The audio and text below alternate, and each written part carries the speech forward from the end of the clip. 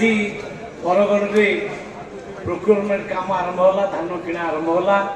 मत बहुत खुशी लगुच आपण मैंने बहुत संख्यार आज उपस्थित रही धान बिकारे किणारे आपण मैंने भाग नेले।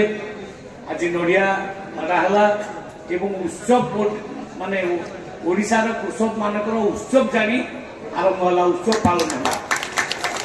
मुझे तो प्रशंसा करुच्चे बरगढ़ चाषी मानक। बरगढ़ ओडिशार भात हांडी, बरगढ़ चाषी बड़ परिश्रमी, बहुत जेते प्रशंसा कले भी कम हम। यू धनुयात्रा आरंभ हुए। धनुयात्रा सारा ओडिशा रे प्रसिद्ध। आपणकर प्रकृत में गोटे ऐतिहासिक जगह आईटा एत बड़ मंडी देखिक बहुत खुशी लगे। मंडी में सब प्रकार व्यवस्था होती। बंधुगण यही थरक 3100 टंका आपण मान खाता को जीव डायरेक्ट जीव। कौन सी दलाल मानकर प्रभाव में आप पड़े ना। डायरेक्ट धान ये आने आईटी बिक्री हम। धान कौन सी मिलर घरे बिक्री हम ना कि बाहर बिक्री हम ना। काली नुआपड़ा जड़े मिलर 500 क्विंटाल धान रखी धान बिक्री किणा आरंभ होनी घर देखला बेलू 500 क्विंटाल धान मत खबर मिलवा क्षणी से सील होता सांगे सांगे छापा मारला आ सील है। तेणु कौन सी मिडिल मैन प्रभाव रे यही पड़े ना। चाषी ये जो मंडी पूरा मिडिल मुक्त दलाल मुक्त हम।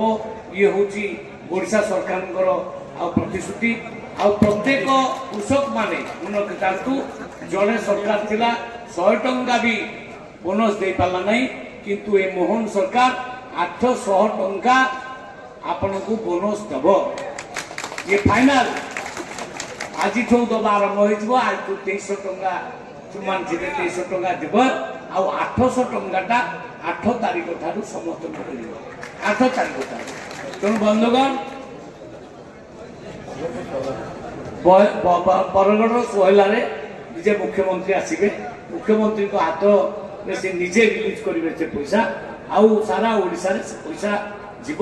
एथरक निश्चित भाव में कृषक मानकर आर्थिक स्थिति बदल। मु भावुची सबू खुशी रे पूरा गोटे माहौल सारा ओडिशा रे कृषक मानकर वातावरण भीतर गोटे वातावरण अच्छी जे सरकार जहाँ कहला कला हाँ कि नहीं।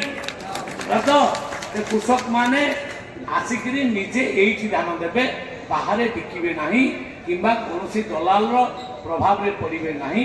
जदि कहीं कम दाम रे धान बाहर किणव ताले मो पाखे खबर पहुँचले सरकार निश्चित भाव में दृढ़ एक्शन नब। बहुत बहुत धन्यवाद समस्त को नमस्कार। आज नुआ ये बरगढ़ रे आमर धान बिक्री आरंभ होती, धान किणा आरंभ होती।